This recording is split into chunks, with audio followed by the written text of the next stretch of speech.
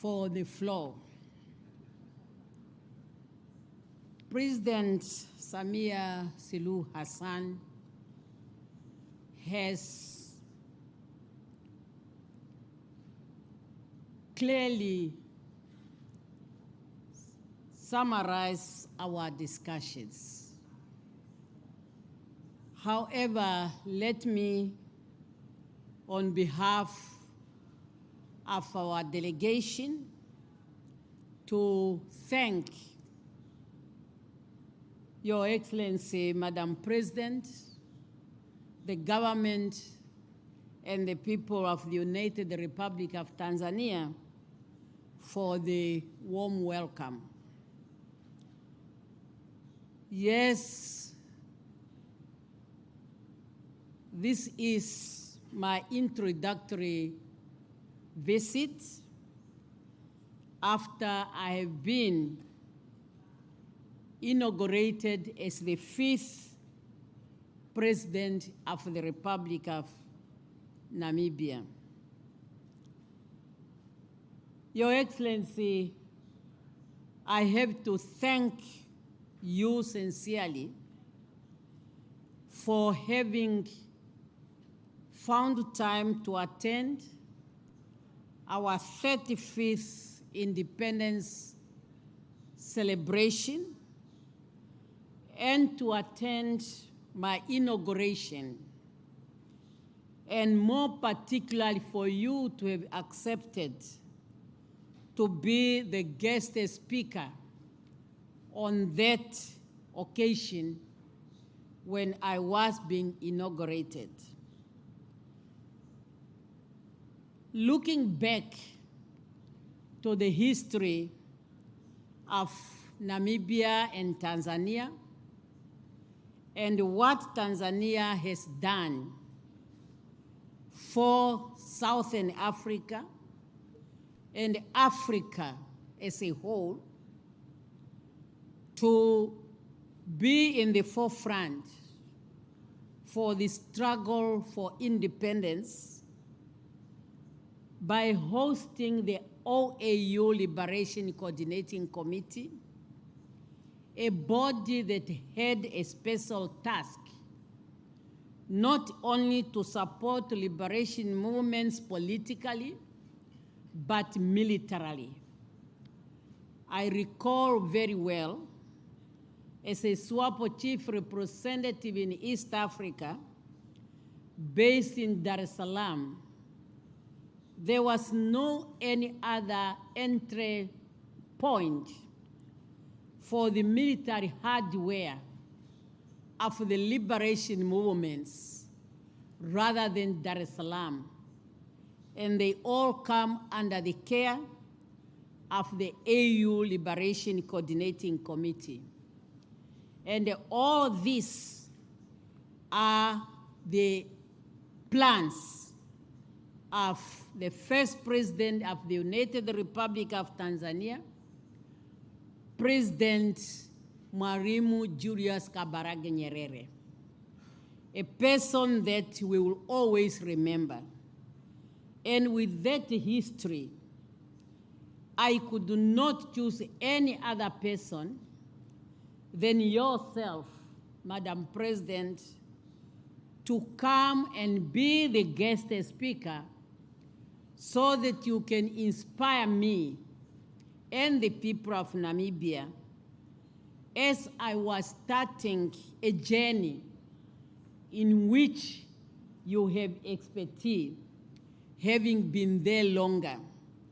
And I must say, your statement on my inauguration has been well received in Namibia. It has been discussed, and it has inspired us. I'm here today to introduce myself and to learn from your experience and to share experience where you have identified our strengths. As you keep referring that Namibia has gained experience in the area of blue economy, particularly in the management of our fishing industry. Yes, blue economy is something we realized.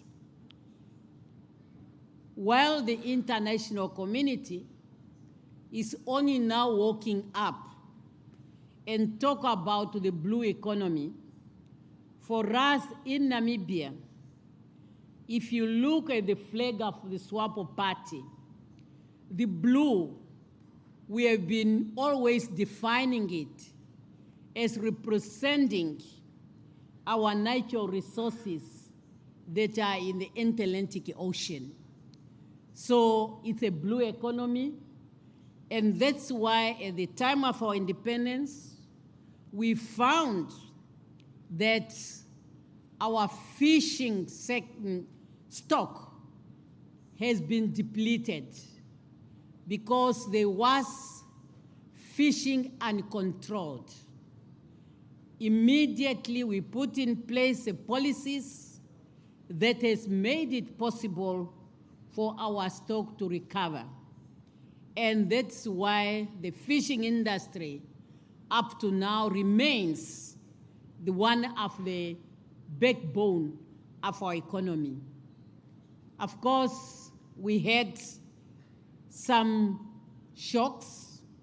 The unfortunate happened is known internationally when some scrupulous elements got into our fishing industry, thus creating a dent. However, I want to tell you, with our strong institution and the fishing laws, our industry is recovering very well, and it continues to play its role in our economy. Madam President, I agree we share a common history. We share a common history that made us to be where we are today in this world which is dominated by men, unfortunately. But that's the reality of the situation, and we never felt threatened at all. We remain focused, and we will continue to remain focused because the interest is, what do we do for our people, for our citizens? Yes, we had very good discussions where we have identified the areas of cooperation, and all of them can be summarized in one word or two, that they are aimed to create employment in our respective countries, particularly to our young people who deserve nothing but the best from us.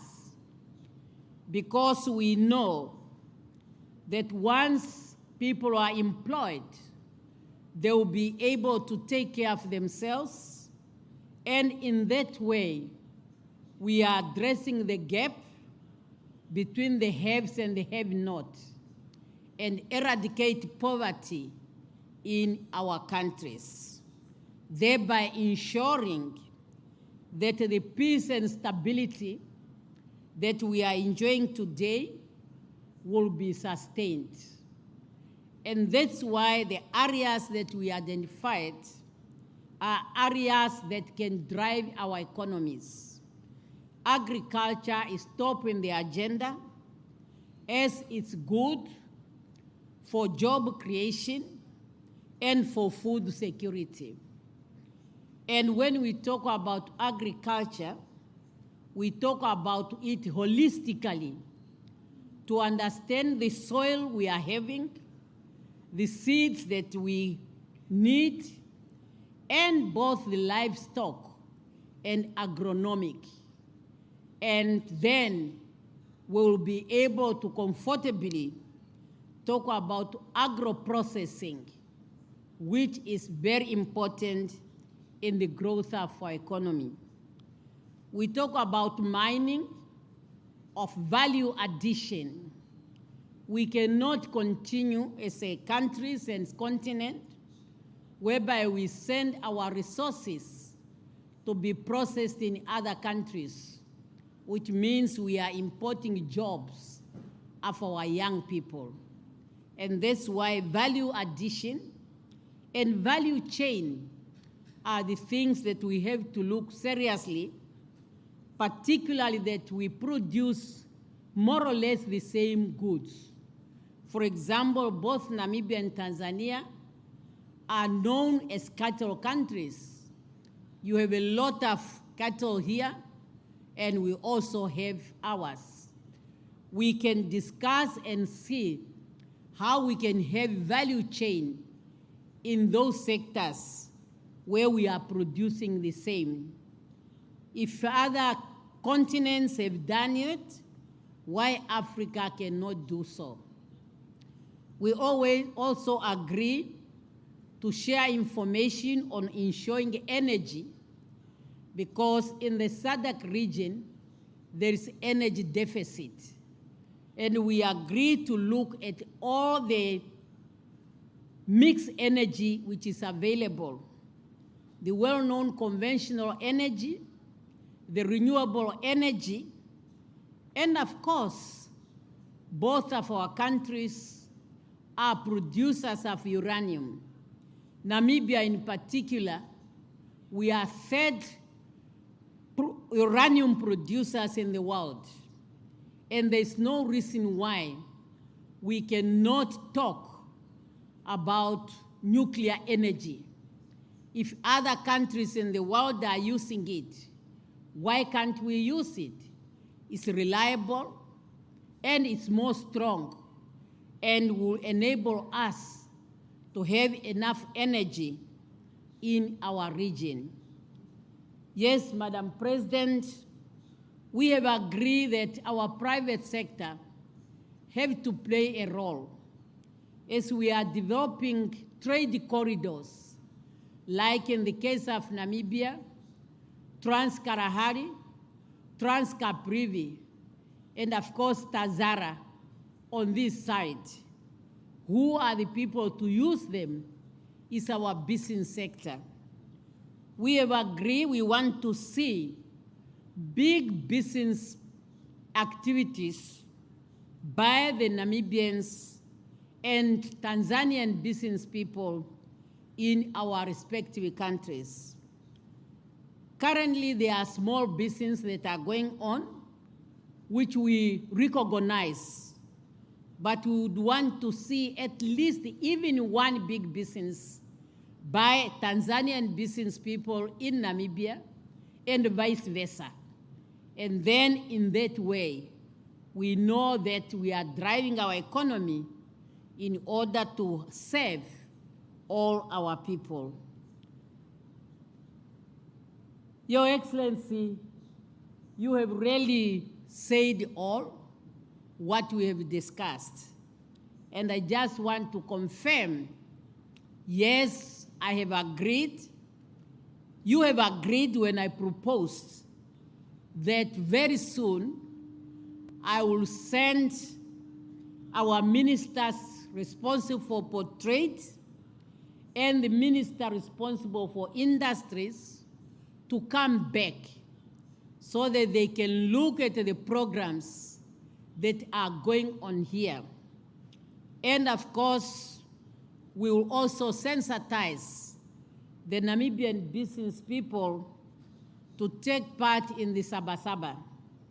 It's a very important and very big activities. And for Tanzania, the business is here, the market is here because of the population. So we will sensitize them to come. And it's my hope that something tangible will come out.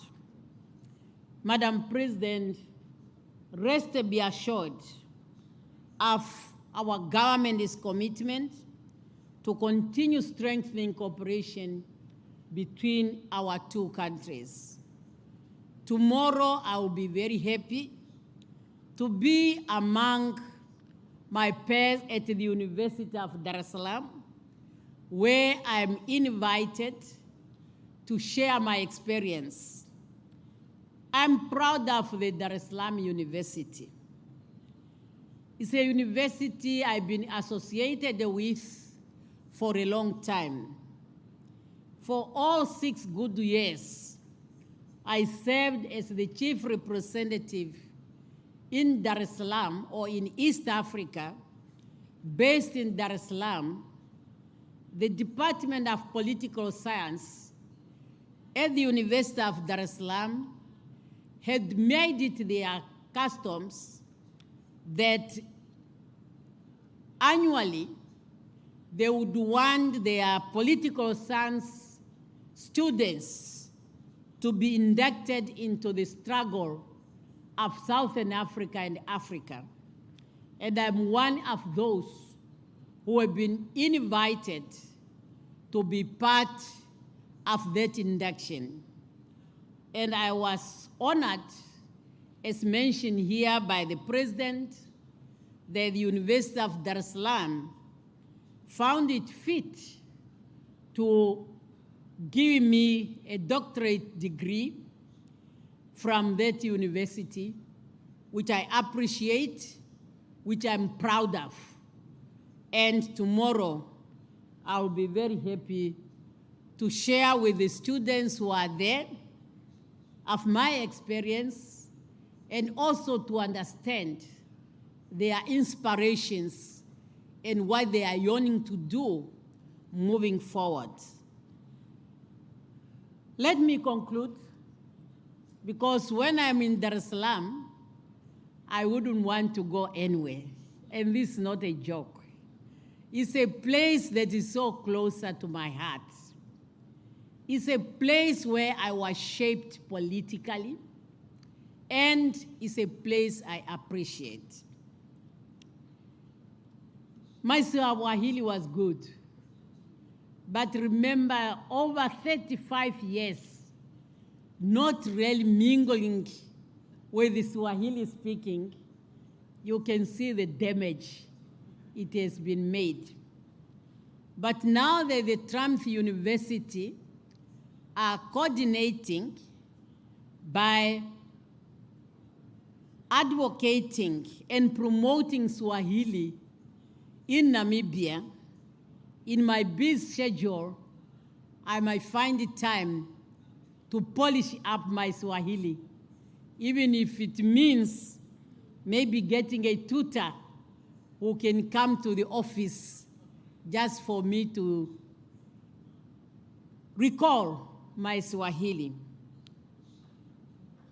Sasa nasema kwa wananchi wa Tanzania, nafurahi sana kwa fika hapa Dar es Salaam. Nyumba yange mikala miaka 6, na wanu wa Tanzania wetukaribisha sana. Twafanya kazi yetu, hakuna matatizo,